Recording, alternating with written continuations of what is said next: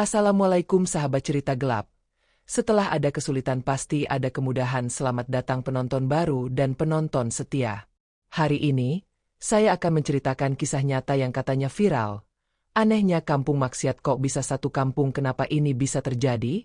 Namun sebelumnya, saya sarankan untuk menuliskan sholawat kepada Nabi Muhammad, agar kelak sholawat ini bisa jadi saksi kita di akhirat.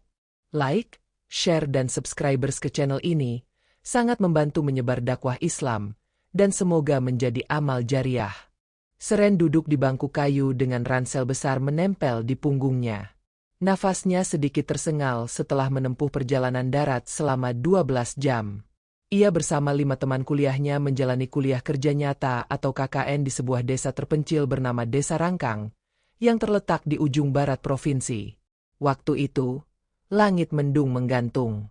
Angin membawa aroma basah dari hutan sekitar. Jalan masuk ke desa hanya berupa tanah merah licin yang dipenuhi akar-akar pohon. Tak ada sinyal. Tak ada listrik. Hanya kabut dan sunyi. Ini kayak desa mati, celetuk teman Seren bernama Andri sambil mengangkat koper kecilnya.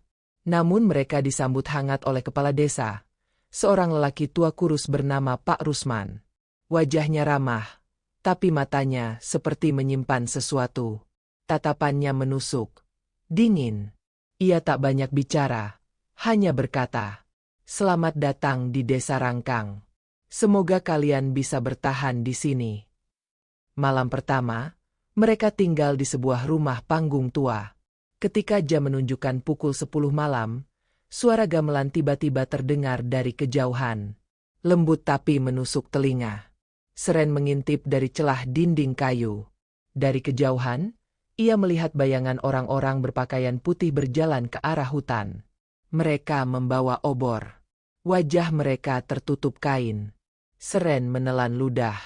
Ia mencoba membangunkan teman-temannya, tapi semuanya seperti terlelap berat. Tak bisa dibangunkan. Bahkan Andri yang biasanya gampang terbangun pun tak bereaksi. Pagi harinya, Seren bertanya pada warga tentang suara gamelan. Seorang ibu tua di warung hanya tersenyum aneh. "Kalau sudah dengar suara itu, artinya kamu sudah dipanggil."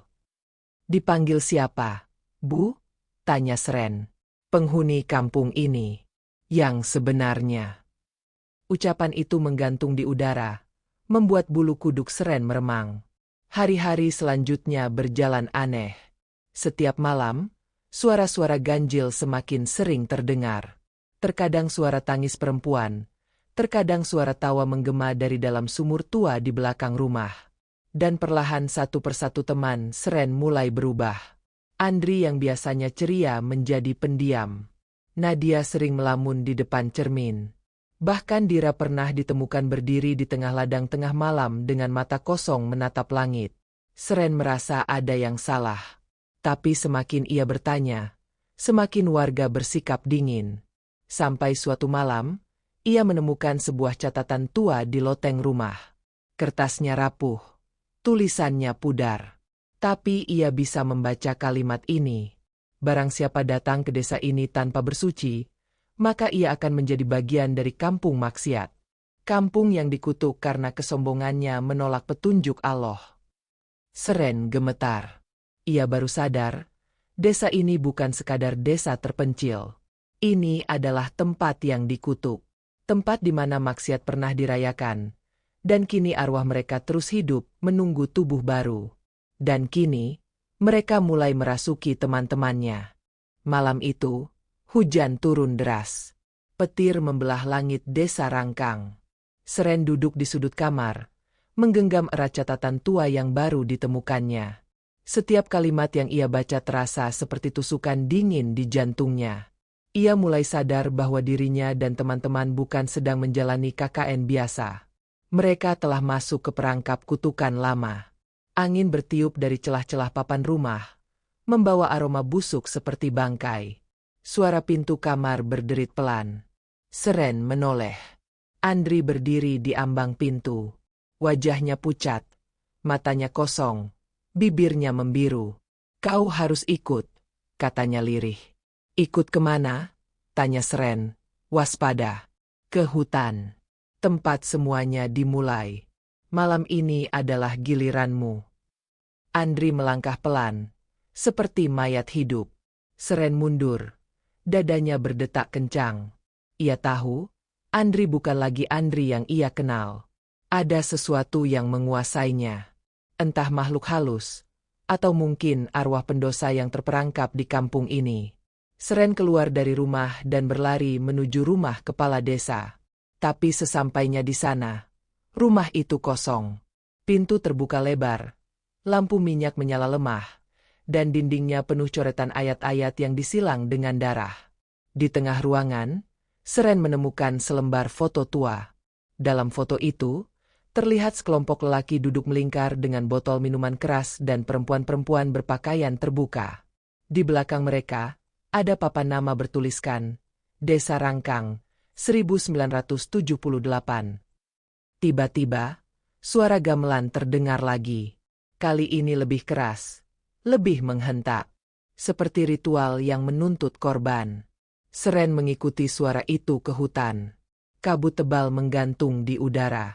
Di antara pepohonan, ia melihat barisan orang-orang berpakaian putih mengelilingi api unggun. Mereka melantunkan sesuatu dalam bahasa yang tak dikenalnya. Suara mereka bergema seperti mantra. Di tengah lingkaran itu, berdiri seorang perempuan. Cantik, mengenakan kain merah menyala, kulitnya pucat seperti porselen. Matanya menatap lurus ke arah Seren.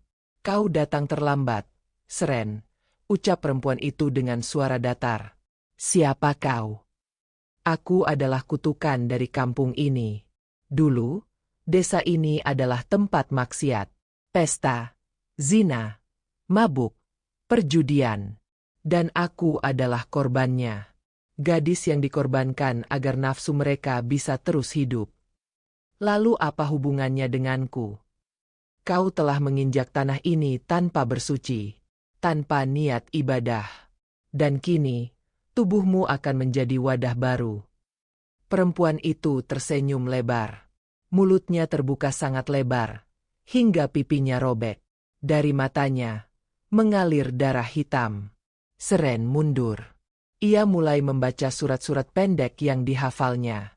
Tapi suara itu terus mendekat. Pepohonan di sekitarnya bergerak seperti tangan-tangan raksasa yang ingin mencekiknya. Ia jatuh tersungkur. Tanah di bawahnya terasa hangat seperti napas. Seolah bumi pun ikut hidup dalam kutukan ini. Tiba-tiba, seseorang menarik tubuhnya. Pak Rusman. Lelaki tua itu menyeret Seren keluar dari lingkaran ritual. "Kau belum sepenuhnya jadi milik mereka. Tapi waktu kita tak banyak," ujar Pak Rusman dengan napas terengah. "Apa yang sebenarnya terjadi di kampung ini?" Pak Rusman menatapnya dalam. "Kutukan ini dimulai dari satu dosa besar. Dan sekarang, mereka ingin menularkannya keluar. Lewat kalian." Seren menoleh ke belakang. Lingkaran ritual telah menghilang. Hanya hutan gelap dan suara gamelan yang perlahan meredup. Seperti mimpi buruk yang belum selesai. Langit pagi di desa Rangkang tidak membawa terang.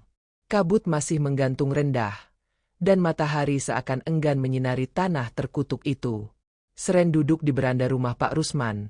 Tubuhnya lemas. Pikirannya penuh tanda tanya. Pak Rusman menatap hutan di kejauhan. Matanya kosong.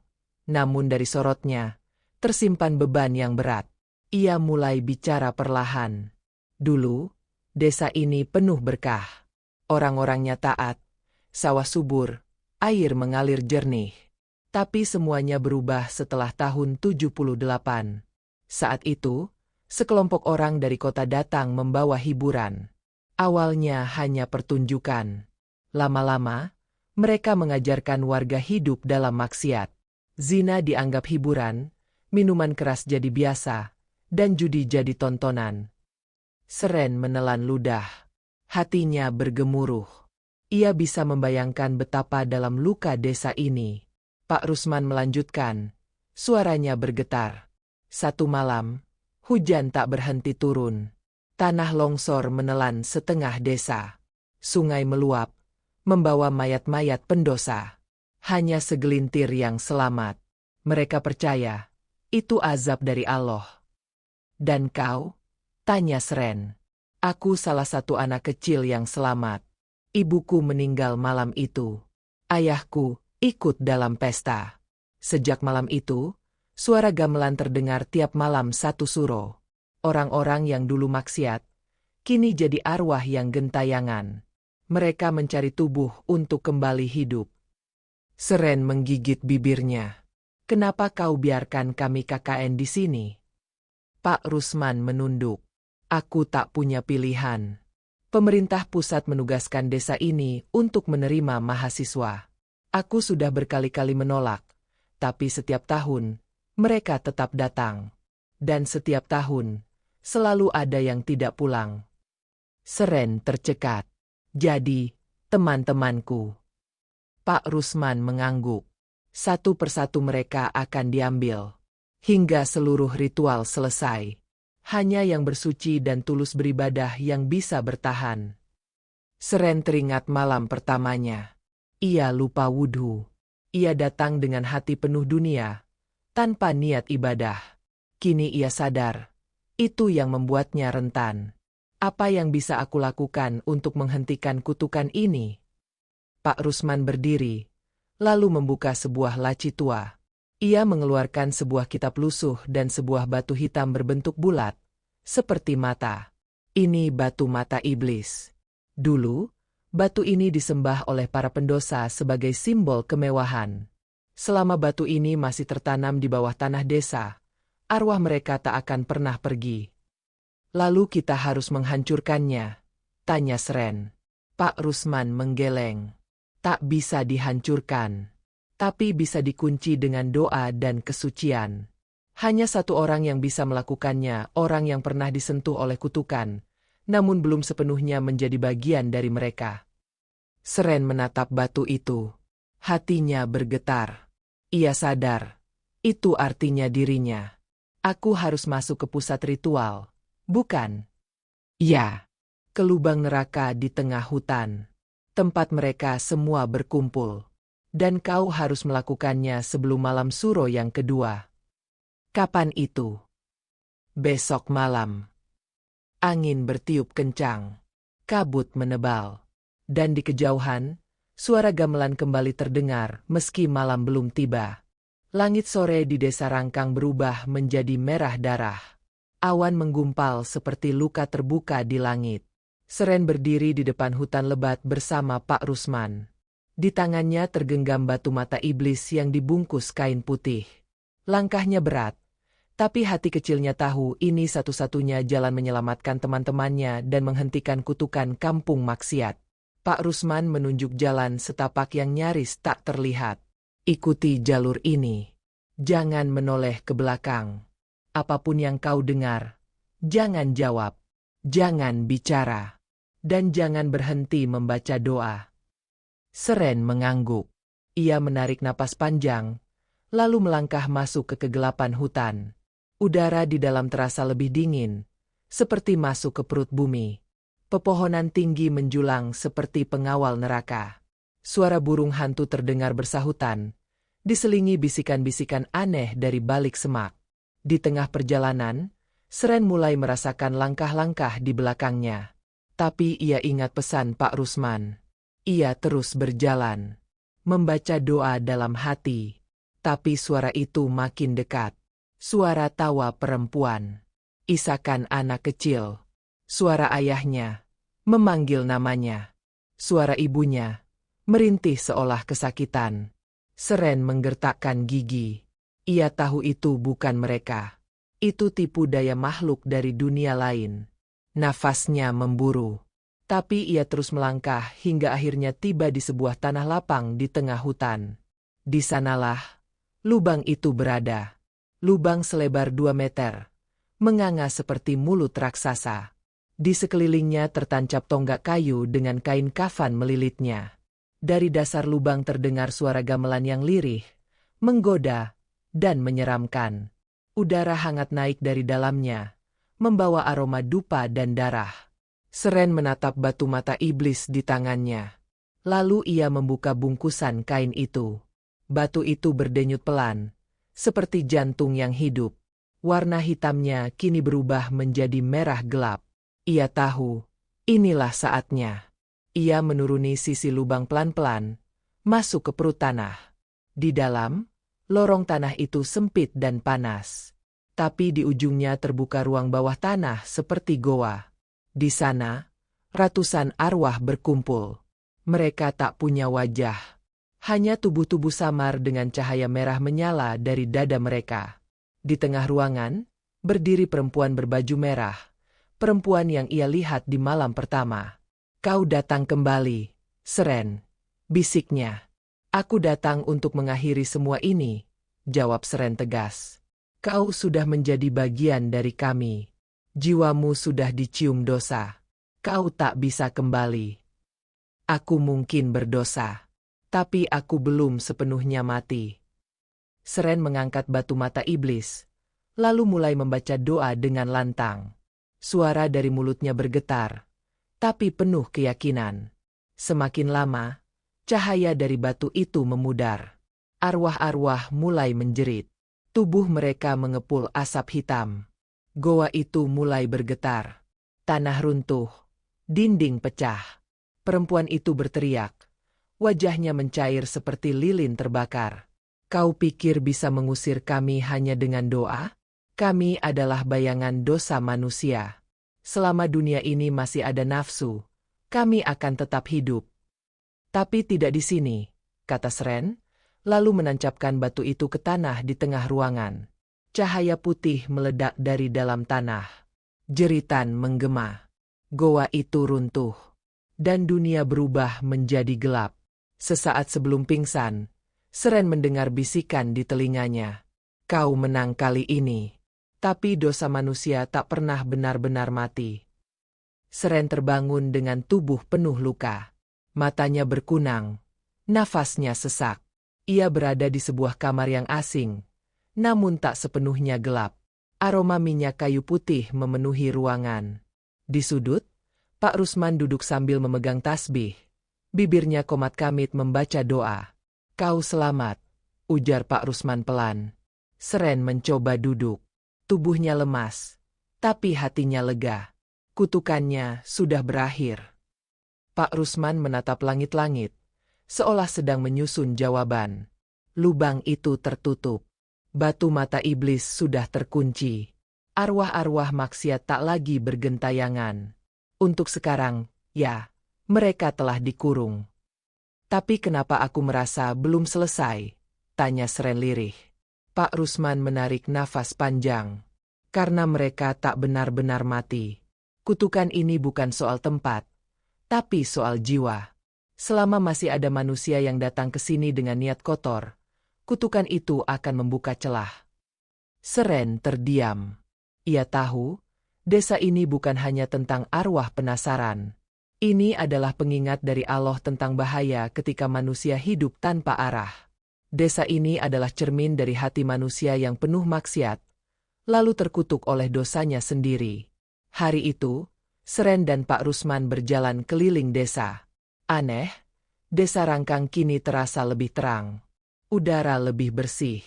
Warga kembali menatap mereka dengan senyuman, walau masih terasa samar. Seolah mereka juga menyimpan kenangan yang ingin dilupakan. Namun di malam hari, saat Seren bersiap tidur, ia mendengar suara gamelan kembali. Tidak sekeras dulu, tidak menyeramkan, tapi cukup untuk membuatnya membuka mata. Ia melangkah ke jendela. Di kejauhan, samar-samar terlihat bayangan seorang perempuan berpakaian merah berdiri di tepi hutan. Wajahnya tertutup rambut, dan tubuhnya perlahan menghilang di telan kabut. Seren memejamkan mata. Ia tahu, itu bukan mimpi. Keesokan paginya, mobil jemputan datang membawa Seren dan teman-temannya kembali ke kota. Anehnya, teman-teman Seren tampak sehat. Mereka tak ingat apapun tentang kejadian selama KKN. Seolah semuanya telah dihapus dari ingatan mereka. Tapi tidak untuk Seren. Ia membawa kenangan itu, luka itu, dan kutukan itu bersamanya. Karena kutukan dari kampung maksiat tak benar-benar menghilang. Ia hanya menunggu. Menunggu satu jiwa yang kosong untuk kembali hidup. Seren terbangun dengan tubuh penuh luka. Matanya berkunang, nafasnya sesak. Ia berada di sebuah kamar yang asing, namun tak sepenuhnya gelap. Aroma minyak kayu putih memenuhi ruangan. Di sudut, Pak Rusman duduk sambil memegang tasbih. Bibirnya komat kamit membaca doa. "Kau selamat," ujar Pak Rusman pelan. Seren mencoba duduk. Tubuhnya lemas, tapi hatinya lega. Kutukannya sudah berakhir. Pak Rusman menatap langit-langit, seolah sedang menyusun jawaban. Lubang itu tertutup. Batu mata iblis sudah terkunci. Arwah-arwah maksiat tak lagi bergentayangan. Untuk sekarang, ya, mereka telah dikurung. "Tapi kenapa aku merasa belum selesai?" tanya Seren lirih. Pak Rusman menarik nafas panjang. "Karena mereka tak benar-benar mati. Kutukan ini bukan soal tempat, tapi soal jiwa. Selama masih ada manusia yang datang ke sini dengan niat kotor, kutukan itu akan membuka celah." Seren terdiam. Ia tahu, desa ini bukan hanya tentang arwah penasaran. Ini adalah pengingat dari Allah tentang bahaya ketika manusia hidup tanpa arah. Desa ini adalah cermin dari hati manusia yang penuh maksiat, lalu terkutuk oleh dosanya sendiri. Hari itu, Seren dan Pak Rusman berjalan keliling desa. Aneh, desa Rangkang kini terasa lebih terang.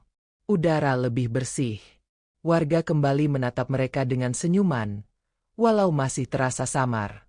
Seolah mereka juga menyimpan kenangan yang ingin dilupakan. Namun di malam hari, saat Seren bersiap tidur, ia mendengar suara gamelan kembali. Tidak sekeras dulu, tidak menyeramkan, tapi cukup untuk membuatnya membuka mata. Ia melangkah ke jendela. Di kejauhan, samar-samar terlihat bayangan seorang perempuan berpakaian merah berdiri di tepi hutan. Wajahnya tertutup rambut, dan tubuhnya perlahan menghilang di telan kabut. Seren memejamkan mata. Ia tahu, itu bukan mimpi. Keesokan paginya, mobil jemputan datang membawa Seren dan teman-temannya kembali ke kota. Anehnya, teman-teman Seren tampak sehat. Mereka tak ingat apapun tentang kejadian selama KKN. Seolah semuanya telah dihapus dari ingatan mereka. Tapi tidak untuk Seren. Ia membawa kenangan itu, luka itu, dan kutukan itu bersamanya. Karena kutukan dari kampung maksiat tak benar-benar menghilang. Ia hanya menunggu satu jiwa yang kosong untuk kembali hidup. 5 tahun telah berlalu sejak Seren meninggalkan desa Rangkang. Kini ia bekerja sebagai dosen muda di universitas yang sama tempat ia dulu menjalani KKN. Wajahnya tampak lebih matang, tapi sorot matanya tetap menyimpan beban masa lalu. Setiap malam satu suro, ia tak pernah bisa tidur nyenyak. Suara gamelan masih datang dalam mimpinya. Kadang samar, kadang begitu jelas. Tapi yang paling mengganggunya adalah sosok perempuan berbaju merah yang terus muncul di cermin, di ujung lorong kampus, bahkan dalam pantulan jendela mobil. Seren mencoba mengabaikan semuanya. Ia mengira, mungkin itu trauma. Tapi semuanya berubah ketika seorang mahasiswa bernama Reta datang padanya dengan wajah panik. "Pak, ini aneh, saya dan teman-teman ditugaskan KKN ke desa Rangkang." Jantung Seren berdegup kencang. Ia langsung memeriksa surat tugas itu. Benar. Desa Rangkang, Kecamatan Bayu Kencana. Desa yang menurut pemerintah, sudah berubah dan kini dibuka kembali untuk program pengabdian masyarakat. "Kalian tidak boleh ke sana," tegas Seren. "Kenapa, Pak?" tanya Reta heran. Seren tahu ia tak bisa menceritakan semuanya. Tak ada yang akan percaya. Namun malam itu, ketika semua sudah pulang, Seren mendapati sesuatu di mejanya. Sebuah batu hitam kecil. Mirip seperti batu mata iblis yang dulu ia tanam di dalam lubang neraka. Tapi batu itu, sekarang ada di sini. Tubuh Seren gemetar. Ia tahu, sesuatu telah terbuka kembali. Ia bergegas menuju ruang arsip kampus. Di sana, ia menemukan laporan KKN yang terakhir dikirim dari desa Rangkang 2 minggu lalu. Laporan itu hanya 1 lembar, dengan kalimat yang membuat bulu kuduknya berdiri. Kami telah diterima dengan hangat oleh warga desa, terutama oleh kepala desa perempuan berpakaian merah. Seren menjatuhkan berkas itu. Ia tahu, perempuan itu sudah keluar dari lubang. Dan kini, ia berada di dunia nyata. Keesokan harinya, ia menemui dekan dan meminta izin untuk menyusul tim KKN ke desa tersebut, dengan dalih evaluasi lapangan. Ia tak bisa membiarkan Reta dan teman-temannya mengulang tragedi yang sama. Tapi perjalanan ke desa itu kini jauh berbeda. Jalan yang dulu rusak, kini sudah mulus. Desa yang dulu terkesan angker, kini tampak seperti desa wisata. Warga ramah, lingkungan bersih. Tapi semuanya terlalu sempurna, terlalu rapi.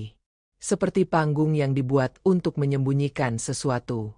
Di tengah lapangan desa, ada pendopo baru. Dan di sana, berdiri seorang perempuan dengan senyum manis dan mata tajam.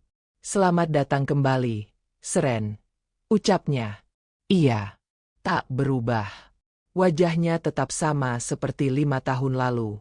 Rambut panjang, kulit pucat, dan gaun merah yang melambai-lambai. "Kau seharusnya tidak bisa keluar," gumam Seren.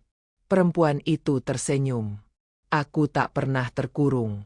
Aku hanya menunggu. Dan sekarang, waktunya sudah tiba." Di belakang perempuan itu, tampak mahasiswa-mahasiswa yang ikut KKN berdiri kaku. Tatapan kosong. Bibir pucat. Mereka telah dikuasai.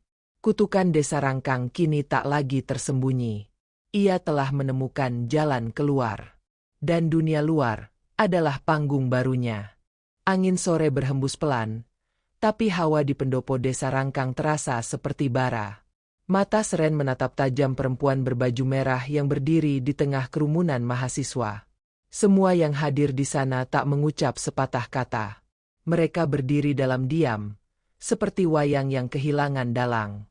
"Apa yang sudah kau lakukan pada mereka?" tanya Seren. Langkahnya perlahan maju. Perempuan itu tersenyum, melangkah mendekat.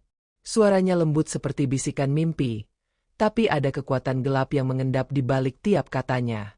"Aku hanya membuka mata mereka. Memperlihatkan sisi dunia yang selama ini kalian tutupi dengan kepalsuan. Aku tidak merasuki mereka, Seren. Mereka datang padaku dengan sukarela. Tubuh mereka boleh hidup, tapi jiwanya kosong." Seren menoleh ke Reta. Mahasiswi itu menatap lurus ke arahnya, tapi sorot matanya hampa. Tidak ada Reta di sana. Hanya tubuh yang digerakkan kekuatan asing. Perempuan berbaju merah menjentikan jari. Tiba-tiba, gamelan terdengar dari sudut pendopo. Tapi kali ini bukan suara alat musik biasa. Irama itu seperti detak jantung iblis. Nada demi nada menyusup masuk ke dalam kepala Seren, mencoba mengacak kesadarannya. Ia menahan napas, lalu menarik sepotong kertas doa dari dalam jaketnya. Dulu, Pak Rusman pernah memberinya ini. Kertas bertuliskan ayat-ayat yang hanya bisa dibaca ketika iblis menari. Seren membacanya pelan. Bibirnya bergetar, tapi hatinya mantap. Tiba-tiba, angin bertiup kencang. Atap pendopo berderak. Langit berubah gelap.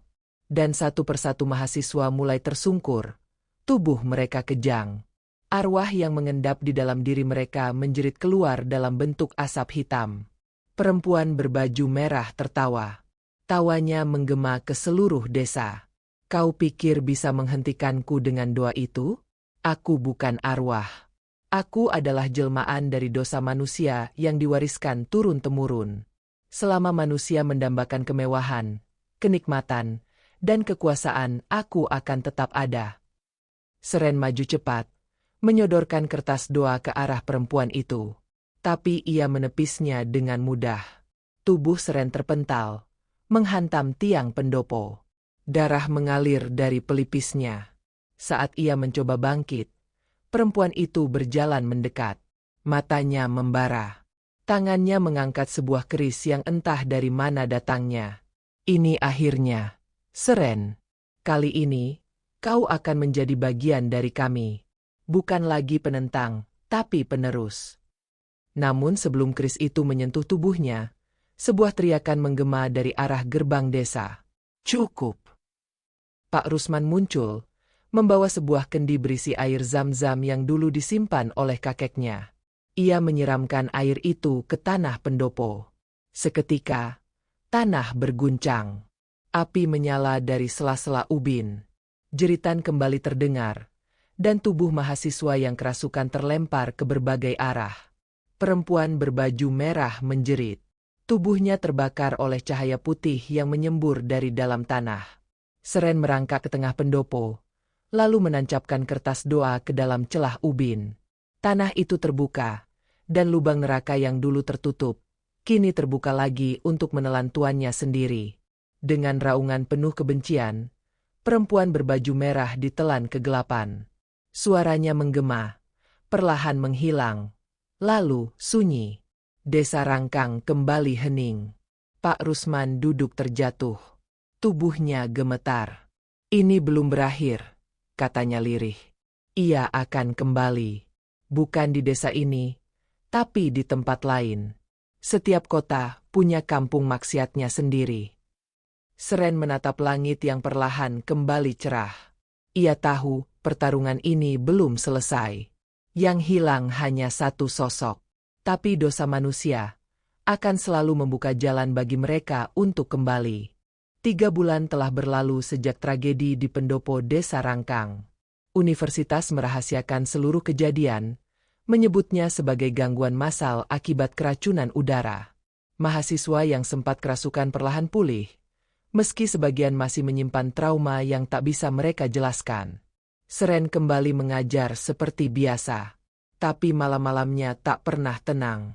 Ada yang berubah sejak lubang itu terbuka kembali.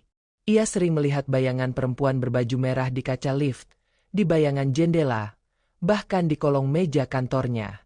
Namun yang paling mengganggu adalah ketika ia mulai mencium bau dupa dan anyir darah di tempat-tempat ramai.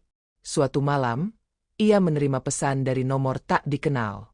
"Datanglah ke daerah Pasar Gading. Ada yang ingin bertemu denganmu. Sebelum semuanya terlambat." Pesan itu hanya satu kalimat, tapi cukup untuk membuat jantungnya berdegup kencang. Pasar Gading adalah area kota tua yang kini dikenal sebagai kawasan hiburan malam. Diskotik, karaoke, panti pijat, semua menjamur di sana. Tempat yang tak pernah tidur. Seren pergi ke sana diam-diam. Ia menyamar seperti pengunjung biasa, mengenakan hoodie dan masker. Tapi sejak melangkah ke area pasar, ia langsung merasakan hawa yang sama seperti di Desa Rangkang. Bau kemenyan, suara musik yang terlalu keras, dan tatapan mata perempuan-perempuan yang seperti tak punya jiwa. Di ujung gang sempit, ia menemukan sebuah warung kopi tua. Dan di sana duduk seorang pria renta berjubah putih kusam. Wajahnya keriput, matanya tajam. "Kau datang, Seren," ucap pria itu tanpa menoleh. "Siapa kau?" tanya Seren, berjaga. Pria itu menyesap kopi, lalu berkata, "Namaku Ki Wirosentiko. Aku penjaga jalur antara dunia nyata dan dunia arwah. Dan aku telah lama mengawasi perempuan merah itu." "Kenapa dia bisa muncul di sini?" tanya Seren tegas. Ki Wirosentiko menatap ke langit yang mulai mendung. "Karena lubang yang dulu kau buka bukan satu-satunya. Lubang di Desa Rangkang hanyalah satu dari 7 gerbang neraka yang tersembunyi di bumi Nusantara. Dan satu di antaranya terletak di bawah Pasar Gading ini." Seren terdiam. Dada sesak. Ia mengira semuanya sudah berakhir. "Gerbang ini akan terbuka malam Jumat Kliwon nanti," lanjut Ki Wirosentiko. "Perempuan itu sedang mengumpulkan korban. Melalui godaan, melalui pesta, melalui nafsu. Tempat ini adalah ladang subur bagi mereka." Tiba-tiba, angin berhembus kencang. Lampu jalanan berkedip. Dari dalam gang belakang, terdengar suara langkah kaki. Seorang perempuan muncul. Rambut panjang, bibir merah, dan gaun merah menyala yang tampak basah seperti baru keluar dari kuburan. "Kau pikir bisa menahan kami, Seren?" Suaranya dingin seperti es. Seren mundur selangkah. Tapi Ki Wirosentiko berdiri, menancapkan tongkat kayunya ke tanah. Cahaya keemasan menyembur, dan perempuan itu berteriak sebelum lenyap dalam asap hitam. Itu hanya bayangannya, kata Ki Wirosentiko. Yang asli akan muncul saat gerbang dibuka. Lalu apa yang harus kita lakukan? Tanya Seren. Ki Wirosentiko menyerahkan sebuah kotak kayu kecil. Di dalamnya ada kain kafan berlumuran darah dan satu paku panjang hitam. Ini paku pengikat arwah. Temukan pusat gerbang di pasar ini. Tancapkan paku itu saat malam Jumat Kliwon. Jika gagal, kota ini akan menjadi desa rangkang berikutnya. Seren menatap benda itu. Dingin. Mengerikan. Tapi ia tahu. Tak ada jalan kembali. Perempuan itu tidak akan berhenti sampai dunia menjadi panggung kekuasaannya. Dan Seren adalah satu-satunya yang pernah selamat dari lubang neraka. Malam Jumat Kliwon tiba dengan kabut yang tebal. Angin berhembus kencang, membawa aroma kemenyan dan dupa yang menyengat. Pasar Gading, yang biasanya penuh dengan kehidupan malam, kini tampak berbeda. Sebagian lampu jalanan mati, dan jalanan yang biasanya ramai, kini sepi. Seren berdiri di ujung gang, menyaksikan pasar yang tampak seperti kuburan. Langkahnya berat. Ki Wirosentiko telah memberi petunjuk, tapi perasaan cemas tak bisa ia hilangkan. Sesuatu yang gelap, yang lebih besar dari dirinya, mulai merayap ke dalam kota. Di tangan kanan Seren, kotak kayu kecil itu masih erat digenggam, berisi kain kafan dan paku hitam. Di dalam hatinya, ia tahu, jika paku itu tidak tertancap pada titik yang tepat, gerbang neraka akan terbuka, dan segala yang buruk akan menelan dunia ini. Ia melangkah ke tengah pasar, mengikuti arahan Ki Wirosentiko tentang pusat gerbang yang tersembunyi. Di bawah tanah pasar, di ruang yang terlupakan oleh waktu, ada sebuah ruangan gelap yang terlindungi oleh tembok batu besar. Tempat yang hanya bisa ditemukan oleh mereka yang tahu caranya. Dengan langkah hati-hati, Seren mencari-cari celah di dinding, menekan beberapa batu yang tampak tidak biasa. Akhirnya, sebuah pintu rahasia terbuka, mengarah ke tangga yang sempit dan curam. Di bawah tanah, suasananya semakin gelap. Udara di dalamnya lembab, dengan bau busuk yang menyengat. Dan di ujung ruangan bawah tanah itu, ada altar tua yang dipenuhi dengan tulisan-tulisan kuno, penuh dengan darah kering yang sudah membeku. Seren mendekat, dan di atas altar itu, ia melihat sesuatu yang mengerikan. Seperti kaca, ada sebuah permukaan hitam berkilau yang memantulkan cahaya yang datang dari luar.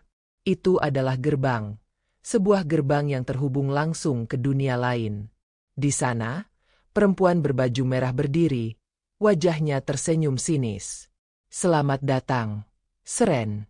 Akhirnya kita bertemu lagi," ucap perempuan itu dengan suara yang menusuk. Seren berusaha menenangkan dirinya. Ia meraih paku hitam dari dalam kotak kayu dan menatap perempuan itu dengan tatapan tajam. "Ini akan berakhir malam ini."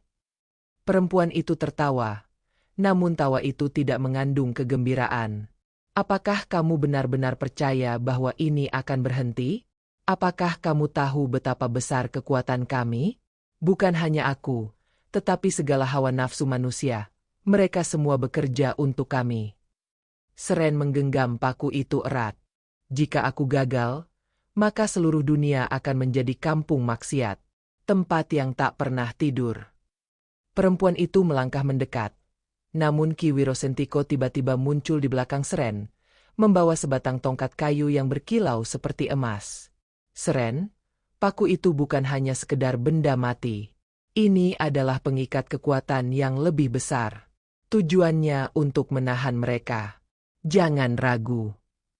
Dengan satu gerakan cepat, Seren melemparkan paku ke arah gerbang. Begitu paku menyentuh permukaan hitam itu, sebuah ledakan terang melanda ruangan bawah tanah. Semua yang ada di sana, baik itu perempuan berbaju merah, atau bayangan-bayangan yang mengerikan, mulai terhenti. Gelombang energi yang besar berputar di sekitar gerbang, menarik semua makhluk yang ada di sekitarnya ke dalam lubang hitam yang semakin membesar. Teriakan yang tak dapat dijelaskan terdengar semakin jauh, Sampai akhirnya semuanya teredam oleh kegelapan yang menelan seluruh pasar. Gerbang neraka akhirnya tertutup. Dan dalam sekejap, ketenangan kembali menyelimuti kota. Pasar Gading yang sebelumnya sunyi dan gelap kini kembali hidup, walau sedikit berbeda. Lampu-lampu jalan menyala terang, dan suara kendaraan kembali mengisi malam. Seren berdiri di tengah-tengah ruangan itu, tubuhnya lelah, tapi hatinya tenang. Perempuan berbaju merah dan segala makhluk yang mengikutinya kini terkurung di balik dunia yang berbeda. Tidak ada lagi yang bisa menembus gerbang yang telah ditutup. Namun, meskipun kemenangan ini terasa manis, Seren tahu, ketenangan ini tidak akan bertahan selamanya. Aku akan terus mengawasi, kata Ki Wiro Sentiko. Selama ada manusia yang terjebak dalam nafsu, gerbang itu akan selalu ada. Hanya saja, kini ada satu orang yang akan menutupnya. Seren menatap keluar, ke kota yang baru saja diselamatkan. Di balik kedamaian itu, ia tahu ada ancaman yang lebih besar lagi. Dan tugasnya belum berakhir. Minggu-minggu setelah kejadian malam Jumat Kliwon, Seren merasa dunia telah kembali tenang. Kampus, kota, dan bahkan pasar Gading, yang dulunya terkutuk, kini berangsur-angsur kembali normal. Namun, meski semua tampak baik-baik saja, ada sesuatu yang tak bisa ia lepaskan begitu saja. Setiap malam, ketika ia mencoba tidur, bayangan perempuan berbaju merah selalu mengikutinya. Tidak lagi sekadar muncul dalam cermin atau bayangan, tapi di setiap sudut kota. Ia mulai mendengar suara halus yang menekan. Kami tidak akan pergi. Kami akan kembali. Seren menyadari bahwa meskipun ia telah menutup gerbang, kutukan itu tidak akan pernah sepenuhnya hilang. Seperti petir yang hanya menunggu untuk menyambar kembali, rasa takut itu mulai menyusup ke dalam setiap langkahnya. Suatu malam, saat ia sedang berjalan pulang, sebuah suara memanggilnya. Seren. Ia berhenti, menoleh ke belakang, tapi tak ada siapa-siapa. Semua jalanan kosong, gelap. Hanya ada bayangan pohon-pohon besar yang tampak bergerak seperti makhluk hidup. Namun, ia merasa ada sesuatu yang mengawasi. Tiba-tiba, sebuah tangan lembut menyentuh bahunya. Seren berbalik cepat, dan di sana, berdiri seorang perempuan yang mengenakan gaun merah. Kamu lagi? Seren bertanya, suara serak, meskipun ia tahu siapa dia. Perempuan itu tersenyum sinis. Matanya menyala merah. Kau tidak mengerti, Seren. Aku adalah bagian dari dunia ini. Aku adalah bayangan yang tidak bisa mati. Kamu hanya menunda takdir kami. Seren mundur, menahan perasaan takut yang mulai menguasai. Kenapa kamu tidak pernah pergi? Aku sudah menutup gerbang. Perempuan itu tertawa. Suara tertawanya terdengar melengking, mengiris malam. Menutup gerbang hanya menyegel kami sementara. Kamu pikir bisa menahan kami selamanya? Manusia seperti kalian terlalu naif. Nafsu tak pernah benar-benar hilang. Ia hanya menunggu waktu untuk kembali. Seren merasakan gelombang panas mengalir di sekelilingnya. Perempuan itu semakin mendekat, dan dengan setiap langkahnya, tanah sepertinya ikut bergetar. Tiba-tiba, ia menghilang dalam sekejap, hanya meninggalkan bau dupa yang menyengat. Seren berdiri kaku. Ia tahu ini belum berakhir. Perempuan itu tidak hanya terkurung dalam gerbang yang ia tutup, tetapi bagian dari sebuah entitas yang lebih besar. Setiap kali nafsu manusia mendominasi, mereka akan kembali. Entitas itu akan terus ada, menunggu kesempatan untuk membebaskan diri. Kami akan kembali. Bukan hanya di kota ini, tetapi di tempat lain. Suara perempuan itu bergema di dalam kepala Seren. Malam itu, Seren memutuskan untuk mencari jawaban lebih jauh. Ia mengunjungi Ki Wiro Sentiko lagi, berharap orang tua itu bisa memberikan petunjuk lebih lanjut tentang cara mengakhiri kutukan ini untuk selamanya. Ki Wiro Sentiko sedang duduk di depan api unggun. Wajahnya lelah, tetapi matanya masih tajam. Apa yang kau lihat? Tanya Ki Wiro Sentiko saat Seren duduk di depannya. Perempuan itu, dia tidak pernah pergi. Ia mengatakan kami hanya menunda takdir. ujar Seren, suaranya terbata-bata. Ki Wirosentiko menatapnya lama. Iya benar.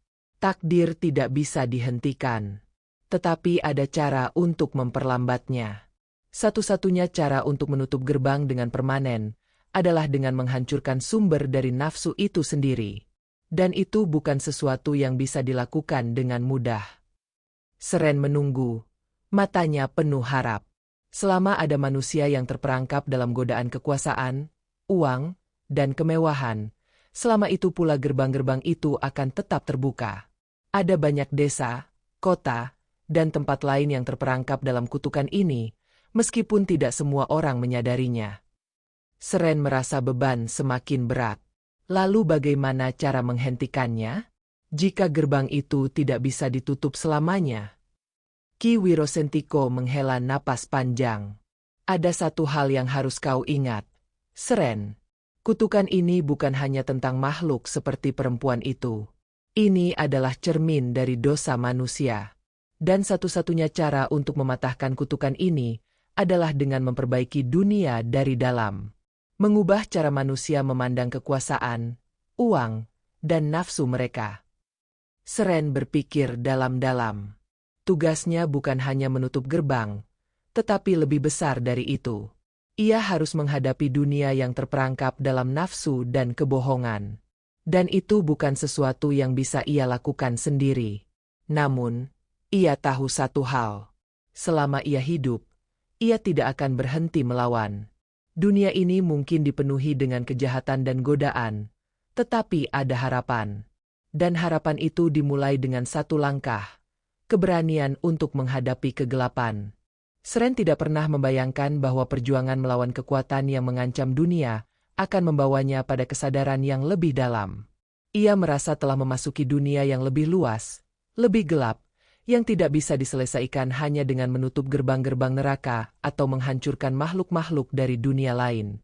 Masalah yang lebih besar ada di dalam diri manusia itu sendiri. Dengan bimbingan Ki Wirosentiko, Seren mulai melakukan perjalanan untuk mengungkap lebih banyak tentang kutukan yang tersembunyi di balik dunia ini. Mereka berkelana ke desa-desa yang tampaknya biasa, namun menyimpan sisi gelap yang tidak terungkap. Tempat-tempat yang penuh dengan godaan dan kebohongan. Namun, satu hal yang menjadi jelas di setiap langkah mereka adalah, walaupun manusia dihadapkan dengan kekuatan-kekuatan luar biasa, mereka juga terperangkap dalam pilihan-pilihan kecil yang mereka buat setiap hari. Pilihan yang didorong oleh nafsu, keinginan untuk memiliki lebih, dan ketakutan untuk kehilangan. Seren berkunjung ke sebuah kota di pinggiran, tempat yang dikenal dengan sebutan Kota Merah. Tempat ini dipenuhi dengan gedung-gedung tinggi yang megah, pusat-pusat perbelanjaan yang mewah, dan lampu-lampu yang selalu menyala. Namun, di balik kilau itu, ada banyak orang yang menderita, terperangkap dalam hutang, godaan, dan keinginan untuk terlihat sempurna.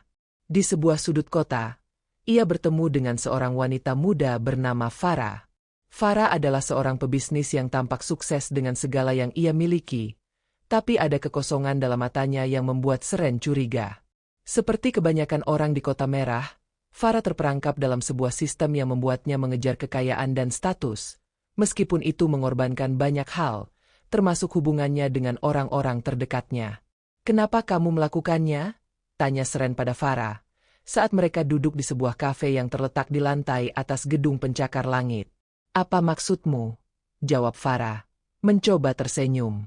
"Kenapa kamu terus mengejar kesuksesan ini, padahal tampaknya semua yang kamu dapatkan hanya membuatmu semakin kosong?" tanya Seren lebih lanjut, dengan suara lembut, namun penuh tekad.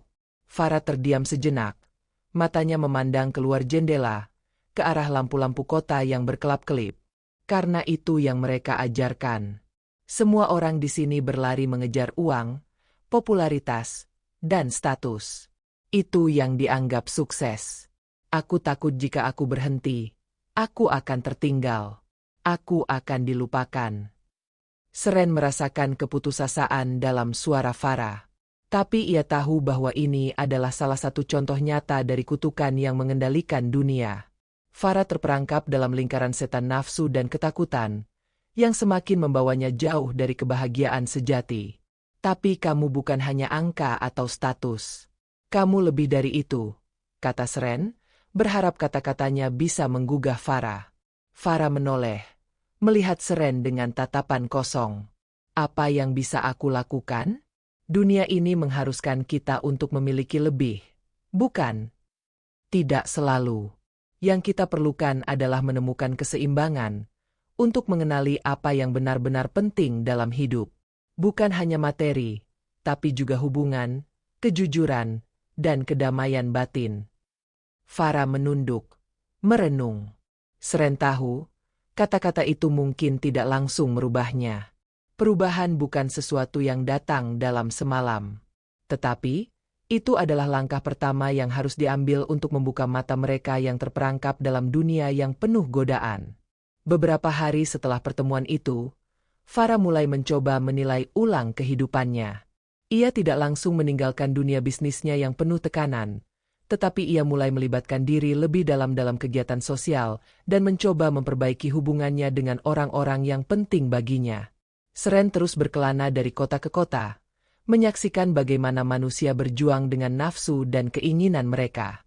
Ia tidak bisa menyelamatkan semua orang, tetapi ia tahu bahwa langkah kecil ini memberikan harapan bagi mereka yang terjebak. Di setiap kota yang ia kunjungi, Seren mulai memahami bahwa meskipun kutukan itu nyata, kekuatan untuk melawan terletak pada pilihan-pilihan kecil yang manusia buat setiap hari. Untuk memilih hidup dengan lebih bijak, lebih tulus, dan lebih dekat dengan nilai-nilai yang sesungguhnya. Perjalanan Seren belum berakhir, dan ia tahu masih banyak pekerjaan yang harus ia lakukan. Gerbang mungkin telah ditutup, tetapi kutukan yang mengendap dalam diri manusia, itu masih terus ada. Dan ia, sebagai pengingat, akan terus melawan bayang-bayang yang mengintai, berharap suatu hari dunia ini akan bebas dari godaan yang mengikatnya. Langkah Seren membawanya menuju bagian kota yang sudah lama terlupakan, sebuah wilayah yang oleh warga disebut sebagai Kota Lama. Di sana, bangunan-bangunan tua berdiri rapuh, dindingnya dipenuhi lumut, dan jendelanya tertutup debu tebal. Tidak banyak orang yang berani masuk ke kawasan ini, apalagi setelah senja. Namun bagi Seren, tempat seperti inilah yang justru menyimpan jawaban. Menurut Ki Wirosentiko, di Kota Lama terdapat sebuah lorong rahasia, yang konon terhubung dengan jaringan spiritual tua yang menjadi pusat aktivitas gaib zaman dahulu. Di sanalah, katanya, kutukan pertama kali disebarkan oleh leluhur yang tergoda kekuasaan hitam.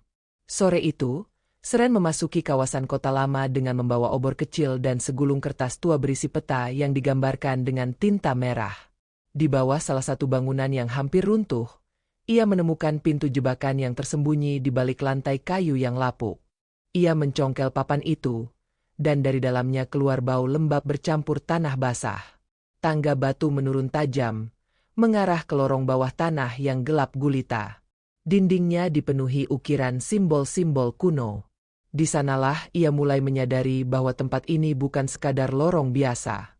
Setiap langkahnya membuat udara semakin dingin, seolah lorong itu menyedot energi dari tubuhnya. Saat mencapai ujung lorong, ia menemukan sebuah ruangan berbentuk bundar, dengan altar batu di tengahnya. Di atas altar itu terdapat sebuah benda yang tampak seperti lonceng hitam. Seren mendekat dengan hati-hati, mencoba mengenali energi yang keluar dari benda itu. Dan tiba-tiba, matanya menangkap sesuatu di dinding, sebuah relief besar yang menggambarkan 7 sosok bayangan berdiri di atas manusia-manusia yang bersujud. Salah satu sosok dalam relief itu sangat mirip dengan perempuan berbaju merah yang selama ini menghantuinya. Jadi ini asalnya, bisik Seren, bulu kuduknya berdiri. Namun belum sempat ia menyentuh lonceng hitam itu, lorong bergetar keras. Tembok mulai retak, dan suara seperti desisan ribuan ular terdengar di sekelilingnya. Dari kegelapan, muncul sosok-sosok bayangan, menyerupai kabut yang berputar, membentuk wajah-wajah yang tampak kesakitan. Suara mereka serempak, gemetar dan berat. Kamu tidak seharusnya di sini, Seren, tempat ini untuk mereka yang telah menyerahkan jiwanya. Seren berdiri tegak. Ia merogoh sakunya, mengambil paku hitam kedua yang diberikan Ki Wirosentiko sebagai jimat pelindung terakhir. Ia tahu ini belum saatnya menyegel apapun, Tapi ia harus menunjukkan tekadnya. Aku tidak datang untuk menyerah. Aku datang untuk mengakhiri semua ini, ujarnya.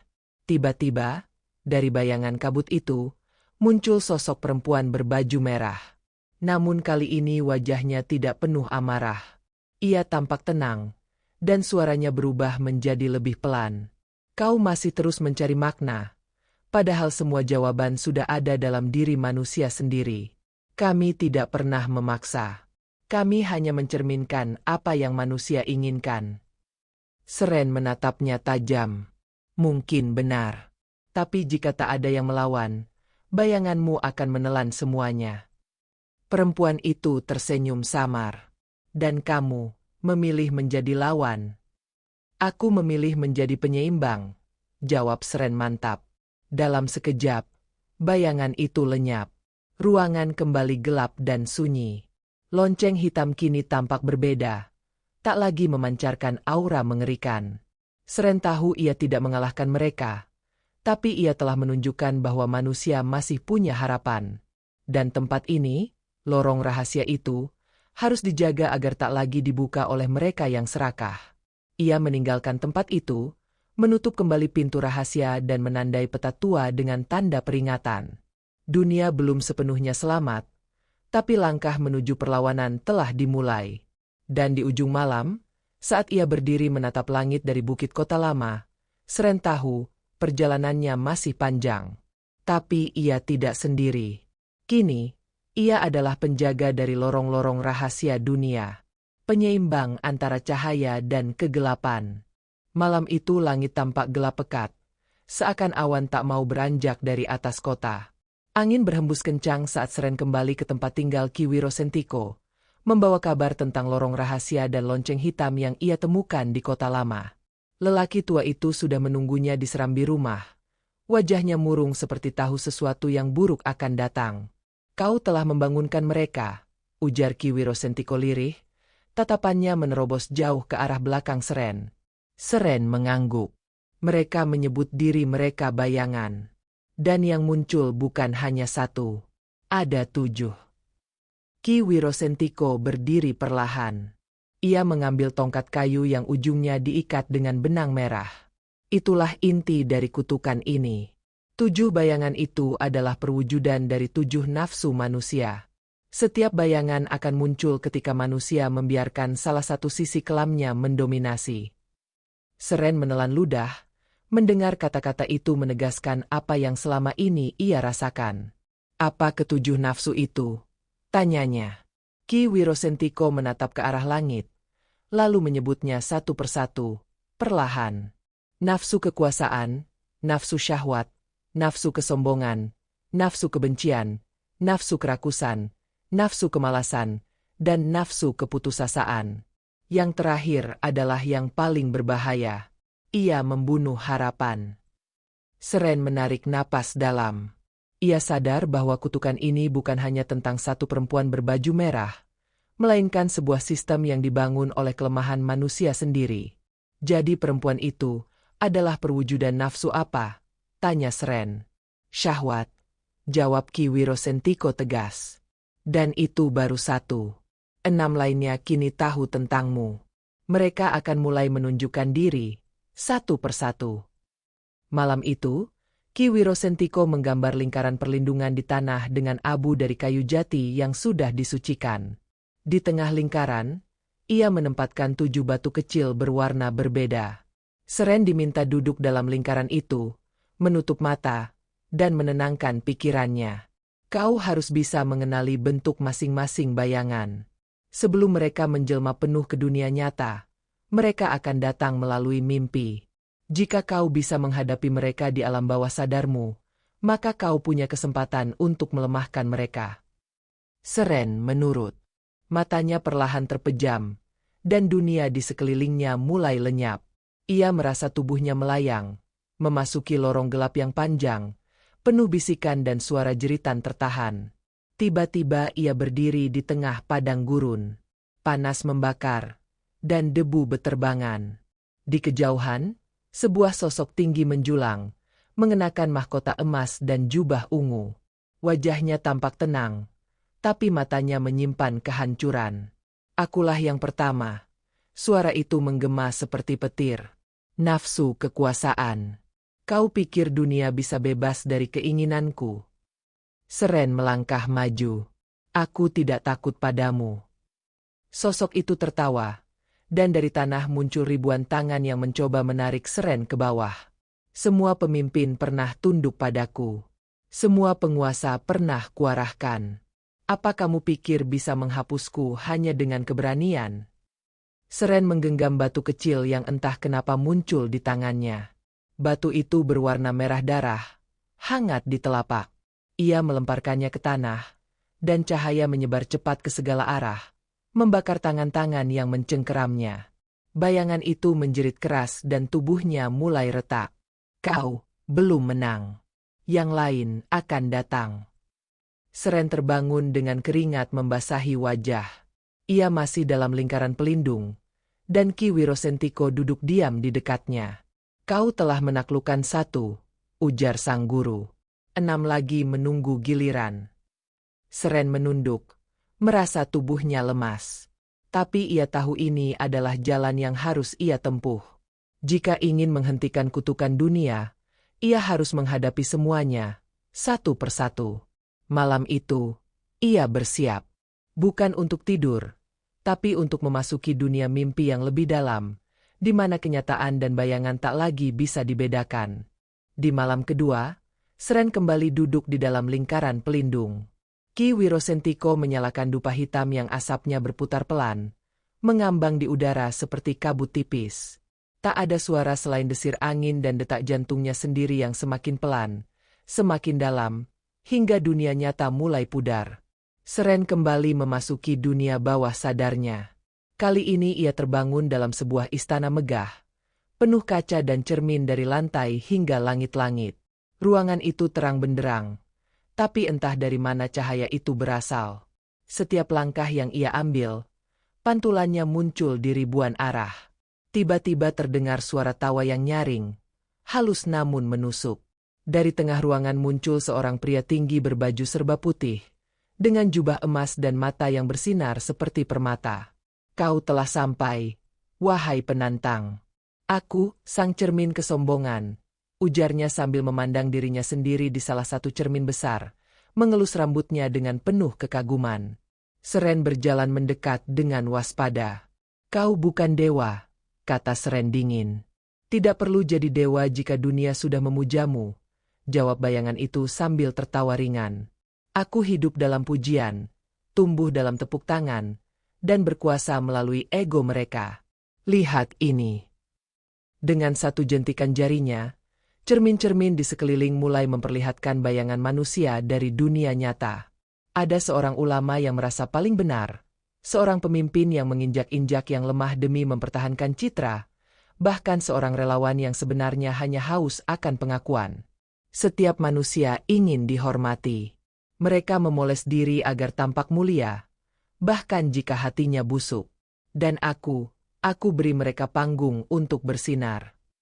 Seren menggertakkan gigi. Tapi semua pantulanmu bohong. Tidak ada kebenaran dalam cermin-cerminmu. Bayangan itu melayang, jubahnya berkibar. Dan kau juga bukan pengecualian, Seren. Jangan kau pikir dirimu murni. Bukankah kau juga ingin dianggap pahlawan? Bukankah kau juga menikmati saat semua orang menatapmu dengan kagum? Seren terdiam. Ada seberkas luka dalam hatinya, karena ia tahu sebagian dari kata-kata itu benar. Bayangan itu tertawa. Itulah kekuatanku. Aku tidak menciptakan kebohongan. Aku hanya menunjukkan pantulan yang ingin mereka lihat.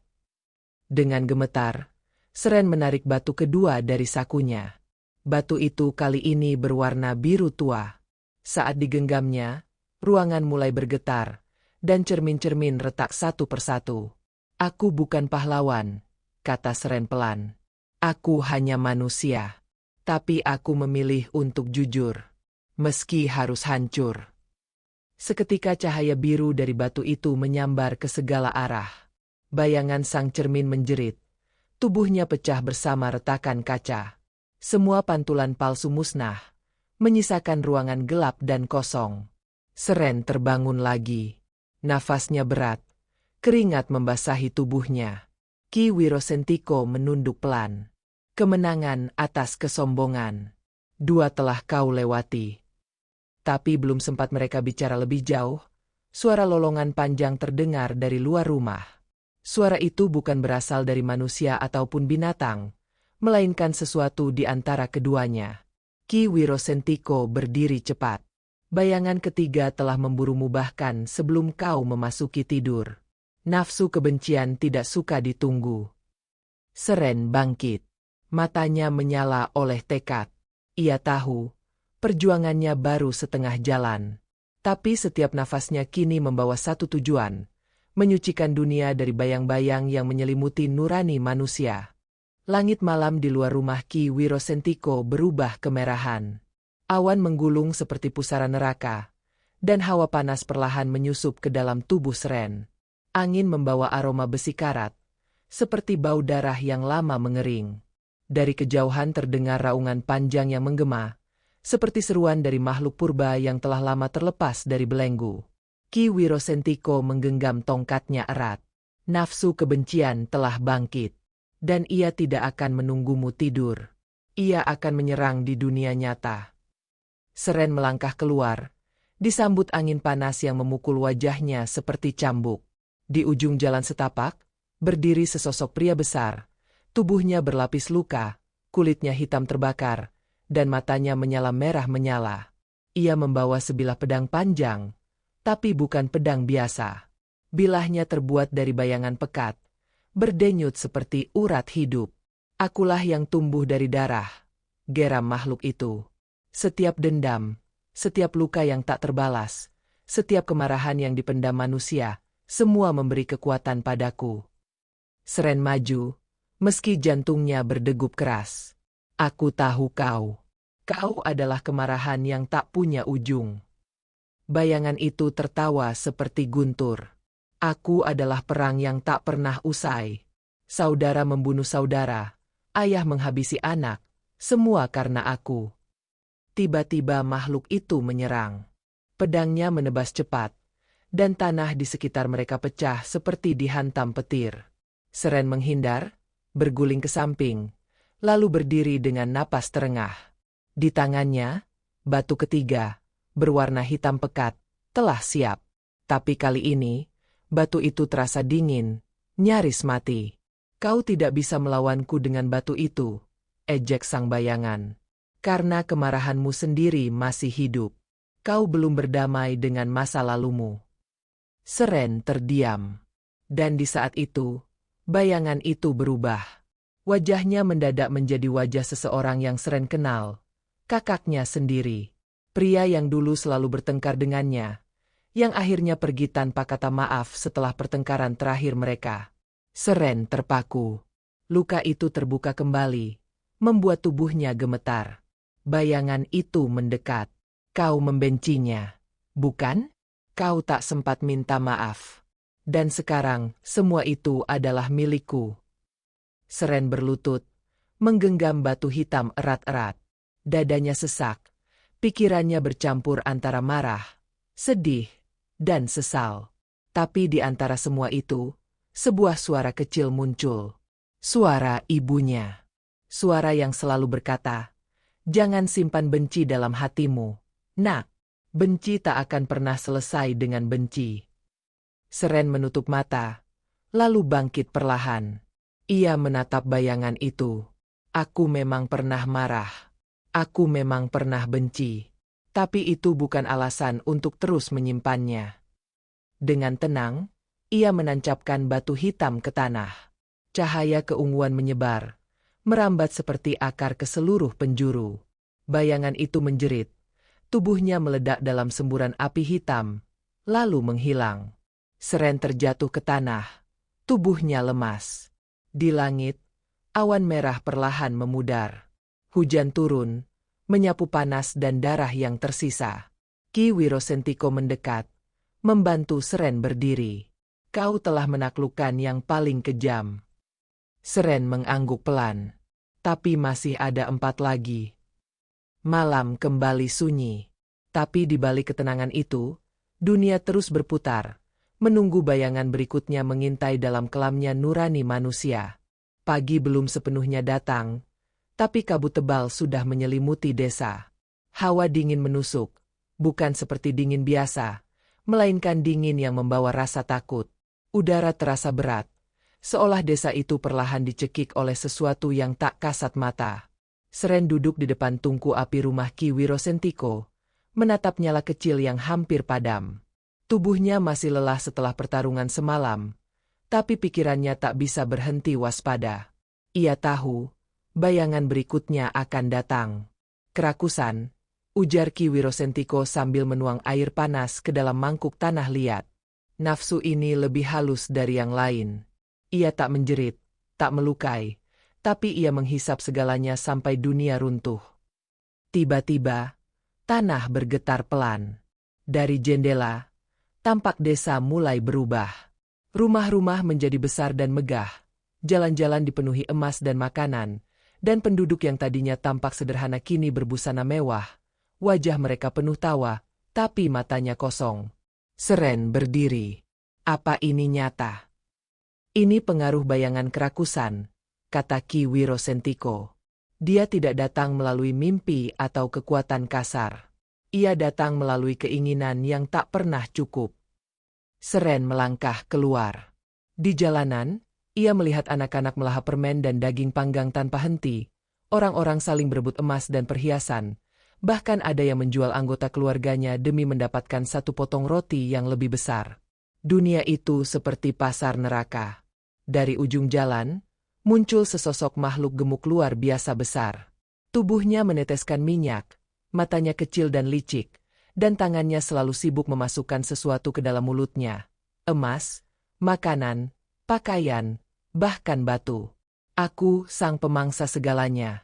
Suaranya berat, penuh ludah dan lemak. Aku tidak membunuh. Aku hanya memberi. Tapi mereka yang menerimanya akan kehilangan segalanya. Seren mendekat, lalu berkata, "Apa yang kau inginkan dariku?" Makhluk itu tertawa, dan dari belakangnya muncullah bayangan Seren sendiri, versi dirinya yang memakai pakaian kebesaran, dikelilingi kekayaan dan kemewahan. Kau bisa memiliki semua ini. Tinggal katakan ya. Kutukanmu akan lenyap. Penderitaanmu akan usai. Cukup terima apa yang kuberikan. Seren menatap bayangannya. Ada bagian dari dirinya yang ingin hidup tenang, yang ingin berhenti berjuang, yang ingin merasa cukup. Tapi justru itulah jebakan yang ditawarkan nafsu ini. Cukup tak akan pernah datang, jika selalu mencari dari luar. Ia menarik batu keempat dari saku dalamnya. Batu itu berwarna emas pudar, seperti logam yang lama terkubur dalam tanah. Aku tidak menolak rejeki, ujar Seren. Tapi aku juga tidak ingin hidup dalam kerakusan. Karena orang yang lapar akan terus mencari, tapi orang yang serakah tak akan pernah berhenti bahkan saat kenyang. Ia menggenggam batu itu erat. Cahaya kusam menyebar dari telapak tangannya, lalu melesat ke udara, membentuk pusaran angin yang menyapu seluruh desa. Makanan membusuk, emas berubah menjadi pasir, dan tawa palsu para penduduk berganti dengan jeritan panik. Makhluk gemuk itu menjerit. Tubuhnya menggelembung lalu pecah menjadi kabut hitam yang menyebar ke udara, lenyap dalam sekejap. Segalanya kembali normal. Rumah-rumah kembali sederhana, dan penduduk terlihat kebingungan, seolah baru sadar dari mimpi yang memabukkan. Seren jatuh duduk, kelelahan. Batu keempat itu berubah menjadi abu di tangannya. Ki Wirosentiko menghampiri. Kau berhasil menahan godaan yang paling sering tak disadari. Apa sekarang waktunya istirahat? Tanya Seren. Tapi sang guru menggeleng. Belum. Malam ini, bayangan kelima akan datang. Dan ia akan membuatmu ingin menyerah. Seren menghela napas panjang. Ia merasa dirinya perlahan terkikis. Tapi masih ada jalan yang harus ditempuh. Matahari sore menggantung redup di langit kelabu. Hujan tak turun, tapi hawa lembab dan malas menyelimuti udara. Seperti ada sesuatu yang menahan waktu, membuat detik berjalan lebih lambat dari biasanya. Bahkan angin pun enggan berhembus. Seren duduk di depan rumah Ki Wirosentiko. Tubuhnya mulai terasa berat. Bukan karena lelah fisik, tapi seperti ada sesuatu yang menempel di tubuhnya, mengendap, dan menumpulkan semangatnya. Ia mulai merasa jenuh, lelah, ingin berhenti saja. Ini rasanya aneh, gumam Seren. Ki Wirosentiko yang duduk tak jauh darinya, hanya mengangguk pelan. Itulah ia, si malas. Ia tidak menyerang. Ia hanya membisik. Dan dari bisikannya, manusia pelan-pelan mematikan api perjuangan dalam dirinya. Mata Seren mulai mengantuk. Kelopak matanya berat, pikirannya melayang-layang, dan tubuhnya seolah ditarik ke tanah. Tiba-tiba semuanya menjadi kabur, dan tanpa ia sadari, ia tertidur. Dalam tidurnya, Seren berada di sebuah ruangan luas, penuh bantal empuk dan selimut hangat. Hawa ruangan itu sangat nyaman. Cahaya redup kekuningan menenangkan hati. Tak ada suara keras, tak ada tanggung jawab. Hanya ketenangan dan keheningan. Dari sudut ruangan, muncul sosok perempuan cantik berbaju sutra. Wajahnya damai, suaranya selembut desir angin. Kau telah berjuang terlalu lama, Seren. Tidurlah. Lepaskan semuanya. Bukankah ini yang paling kau inginkan? Tenang, nyaman, tidak ada yang menuntutmu. Seren nyaris percaya. Ia mulai rebah. Mulai menyerah. Tapi di detik itu, suara lain muncul dalam kepalanya. Suara dari masa kecilnya. Suara ayahnya. Kemalasan tidak membunuh dengan pedang, tapi dengan perlahan mematikan cahaya dalam hati. Seren membuka mata. Wajah perempuan itu berubah. Di balik kecantikannya, muncul wajah keriput, mata kosong, dan kulit yang mengelupas. Seluruh ruangan mulai busuk. Bantal menjadi lumut, selimut menjadi belatung. Jangan pergi, disinilah surga, bisik sosok itu. Seren bangkit dengan susah payah. Ia menarik batu kelima, batu yang terlihat kusam, berwarna kelabu, seperti abu. Tapi saat digenggam dengan tekad, batu itu menyala perlahan. Aku boleh lelah, tapi aku tidak akan berhenti, ujar Seren. Karena hidup bukan tentang nyaman. Hidup adalah tentang berjalan, meski tertatih. Dengan satu hentakan batu ke tanah, ruangan itu runtuh. Sosok perempuan menjerit sebelum terhisap oleh pusaran debu, lalu hilang tak bersisa. Seren terbangun dari tidurnya. Tubuhnya masih berat, tapi semangatnya menyala lagi. Ki Wirosentiko tersenyum tipis. Kau telah menang atas kemalasan. Tapi ini baru 5. Masih tersisa 2 lagi. Seren berdiri perlahan, menatap langit yang mulai gelap. Biar kulalui semuanya, ucapnya. Karena setiap langkahku sekarang bukan hanya untuk menyelamatkan diriku, tapi juga desa ini. Langit malam tak berbintang. Awan tebal menggantung rendah, seakan menutup segala harapan yang tersisa. Udara kini terasa panas. Bukan seperti hawa neraka, tapi seperti api kecil yang menyala dalam dada, menjalar pelan, tapi menyakitkan. Api itu bukan berasal dari luar, tapi dari dalam hati manusia. Seren berjalan perlahan di jalanan desa yang sunyi. Tak ada suara, tak ada kehidupan. Tapi ia tahu, bayangan berikutnya sedang menunggu. Dan kali ini, bukan di luar, melainkan di dalam dirinya sendiri. Ki Wirosentiko menyusul dari belakang. Nafsu iri hati adalah racun yang paling licik. Ia tidak datang dari keinginanmu, tapi dari melihat milik orang lain. Dan itu membuatmu merasa kurang, terus merasa kurang meski kau punya segalanya. Seren berhenti di depan sumur tua di tengah desa. Airnya kini keruh dan hitam, memantulkan bayangan wajahnya sendiri. Tapi sesuatu terasa aneh. Bayangan itu tersenyum sinis. Bibirnya bergerak dan berkata, "Kau benci mereka. Kau tak diakui, tak dihormati. Sementara mereka, teman-temanmu di kota, dipuja, sukses, bahagia. Dan kau? Hanya berjalan di desa kotor, mengejar kutukan yang tak pernah usai. Seren mundur selangkah. Tapi bayangan itu keluar dari sumur, berubah menjadi sosok dirinya sendiri, tapi lebih muda, lebih gagah, dengan sorot mata penuh kemarahan dan dengki. Kenapa bukan aku yang dipilih dosen jadi ketua? Kenapa bukan aku yang dapat beasiswa luar negeri? Kenapa mereka semua hidup senang, dan aku harus terseret dalam kegelapan ini? Suara bayangan itu menggema, seperti gema dari hati yang terpendam terlalu lama. Seren gemetar. Ia tahu itu adalah perasaan yang pernah ia simpan. Ia ingat saat ia merasa ditinggalkan, saat semua orang tampak lebih baik darinya. Bayangan itu menyeringai. Kau bisa mengambil kembali segalanya. Cukup biarkan aku jadi kau. Cukup biarkan iri itu hidup. Seren menarik batu keenam. Warnanya hijau gelap, seperti lumut yang tumbuh dalam hati yang membusuk. Tapi saat digenggam, batu itu terasa panas, membakar telapak tangan. Aku memang pernah iri, ucap Seren lirih. Aku pernah berharap menjadi mereka. Tapi semua yang kulalui telah membentukku. Dan aku bukan mereka. Ia mencengkeram batu itu dan menekankannya ke dada bayangan dirinya. Tiba-tiba api menyala hebat, bukan dari batu, tapi dari dalam dada Seren sendiri.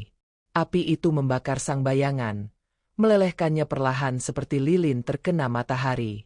Bayangan itu menjerit, lalu pecah menjadi abu hijau yang berterbangan dan hilang ditelan angin.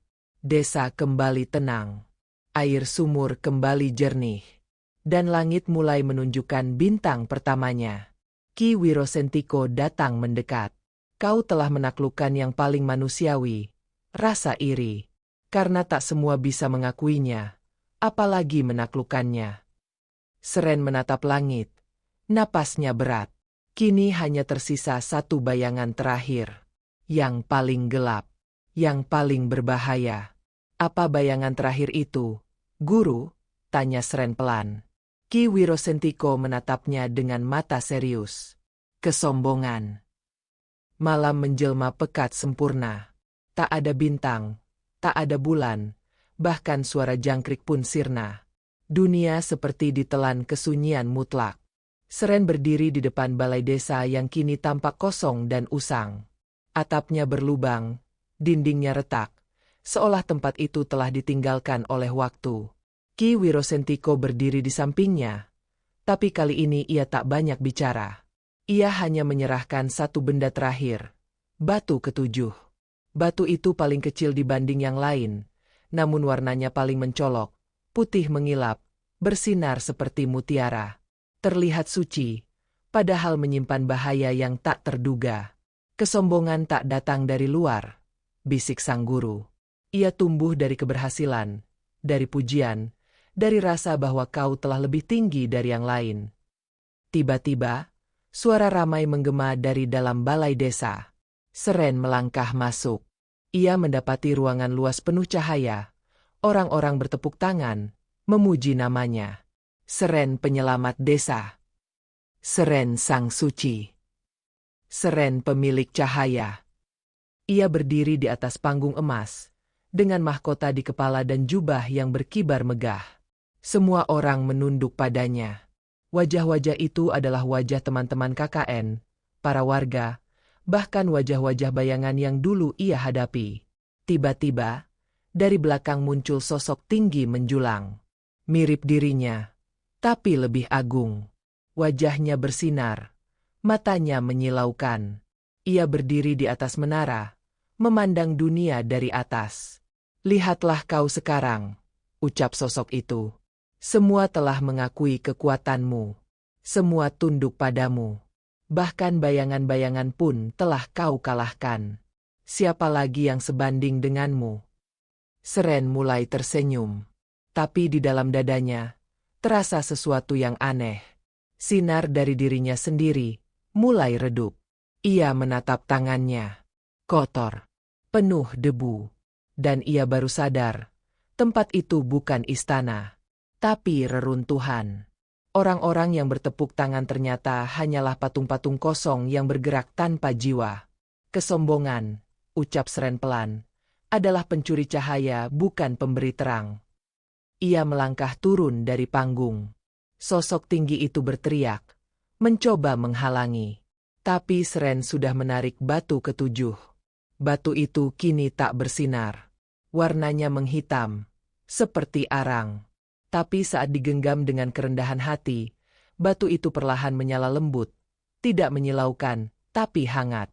Aku bukan penyelamat, ucap Seren. Aku hanyalah manusia yang mencoba menebus kesalahan.